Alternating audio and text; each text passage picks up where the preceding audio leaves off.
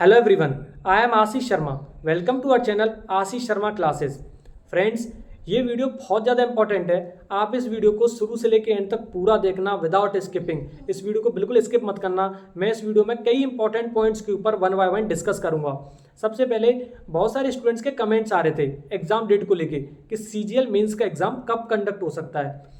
पहले जो एसएससी ने बताया था, जो टेंटेटिवली शेड्यूल था एग्जाम, वो दिसंबर के अंदर शेड्यूल था। लग रहा था कि 20 दिसंबर के अप्रॉक्स एग्जाम हो सकता है, लेकिन अभी आरआरबी के एग्जाम भी शेड्यूल हो गए दिसंबर के अंदर। और एक नोटिस भी वायरल हो रहा है किसी लैब का, जिसमें 18 जनवरी एग्जाम डेट लिखी हुई है। और अब जो लग रहा है मोस्ट प्रोबेबली कि जो एग्जाम है वो जनवरी के अंदर ही कंडक्ट होगा। 90% से अबव इसके चांसेस हैं कि सीजीएल मेंस का एग्जाम और सीपीयू मेंस का एग्जाम जनवरी के अंदर कंडक्ट हो। एक डेट है 18 जनवरी।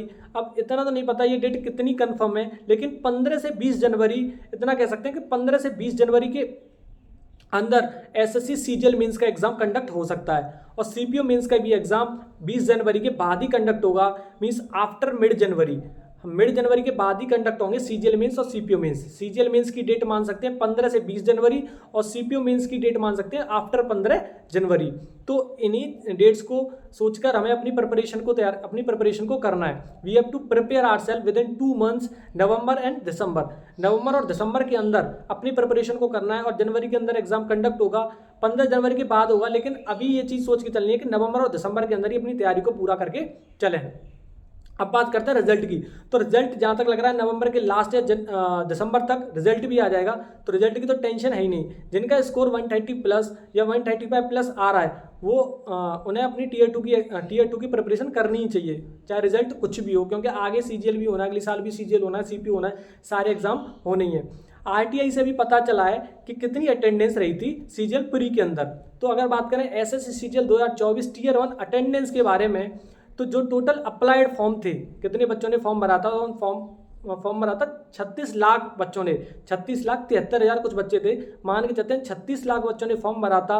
और जो अपीयर्ड हुए टीयर 1 के अंदर वो हैं 18 लाख बच्चों ने एग्जाम दिया है। वैकेंसीज है हमारे पास 70,727। ये वैकेंसीज टेंटेटिव हैं, हो सकता है थोड़ी वैकेंसी इसमें बढ़ जाए, 18,000, 19,000, 20,000 भी वैकेंसीज हो सकती हैं। तो जितनी ज़्यादा वैकेंसीज होंगी उतने बच्चे पास होंगे, उतनी कम कट ऑफ जाएगी। तो ये था डेटा जिसमें आरटीआई ने रिप्लाई दिया है कि कितने बच्चों ने एग्जाम दिया है और कितने बच्चे ने इस बार फॉर्म भरा था। तो ये था 2022 के अंदर 16 लाख बच्चे अपीयर्ड हुए थे, 2023 के अंदर 12 लाख बच्चे अपीयर्ड हुए थे।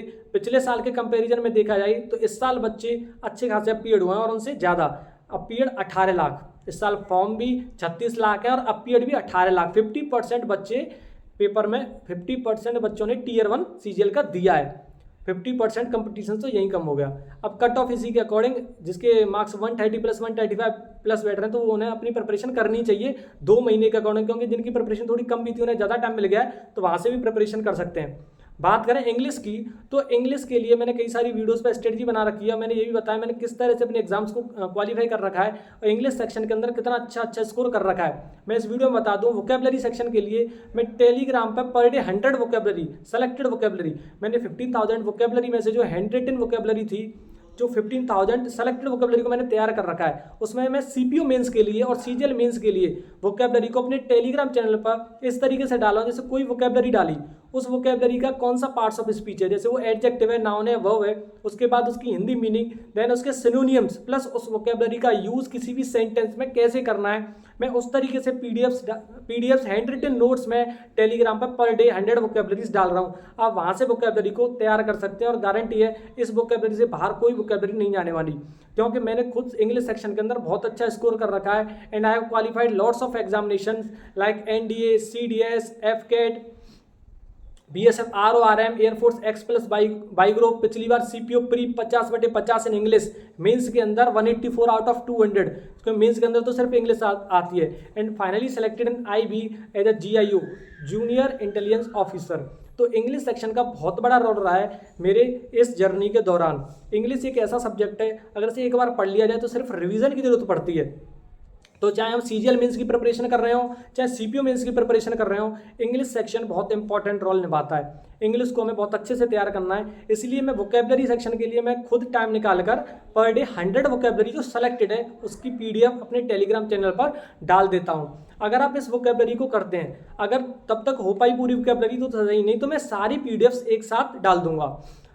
15,000 नहीं तो मैं टॉप सेलेक्टेड वोकेबलरी तो इस पर करा ही रहा हूँ। 4-5 हज़ार वोकेबलरी तो आराम से डालूंगा, जिसमें synonyms, एंटोनियम्स plus one word, idioms, spellings, सारी चीज़ें होंगी। अभी मैंने 1-2 PDF अपने टेलीग्राम चैनल पर डाल दी है। आप लोग टेलीग्राम को ज्वाइन कर लें। टेलीग्राम चैनल का लिंक मैं कमेंट सेक्शन में पिन कर दूंगा और लिंक जो है डिस्क्रिप्शन के अंदर इस वीडियो के भी लगा दूंगा। आप वहां से टेलीग्राम चैनल को ज्वाइन कर सकते हैं। ये टेलीग्राम चैनल बेसिकली आप लोगों के लिए बनाया गया है, जिसमें मैं आप लोगों के लिए कुछ सेलेक्टेड चीज़ें, इंपॉर्टेंट चीज़ें जिसमें प्रिपरेशन के दौरान जो हेल्प कर सकें वो चीज़ें आपको प्रोवाइड कर सकूँ। तो आप लोग टेलीग्राम चैनल को ज्वाइन कर लेना। अगर बात करें किसी और सब्जेक्ट के लिए तो मैं 1 बाय 1 स्ट्रेटजी ले आऊँगा, लेकिन इंग्लिश सेक्शन के लिए मैं गारंटी दे सकता हूँ कि वोकेबलरी और ग्रामर और कॉम्प्रीहेंशन के लिए कहीं से भी कुछ भी देखने की जरूरत नहीं पड़ेगी। मैं इस तरीके से एक एक चीज़ को एक्सप्लेन करूँगा, क्योंकि जो NDA CDS का एग्ज़ाम होता है उसका लेवल SSC से बहुत अप होता है। मैंने उन्हें एग्जाम्स में 200 में से NDA के एग्जाम में 190 प्लस कंसिस्टेंटली स्कोर किया 2 बार, and I am selected from 33 SSB Bhopal and 34 SSB Allahabad. तो इंग्लिश सेक्शन एक बहुत ही इंपॉर्टेंट रोल रहता है, तो इसलिए इंग्लिश सेक्शन के लिए कोई टेंशन नहीं लेने की जरूरत नहीं है। एंड प्लीज़ प्रोवाइड और support, keep supporting us and join the Telegram channel, और चैनल को सब्सक्राइब कर लें जिससे कि आने वाले सारे अपडेट्स आपको प्रोवाइड होते रहें time to time. Thank you everyone.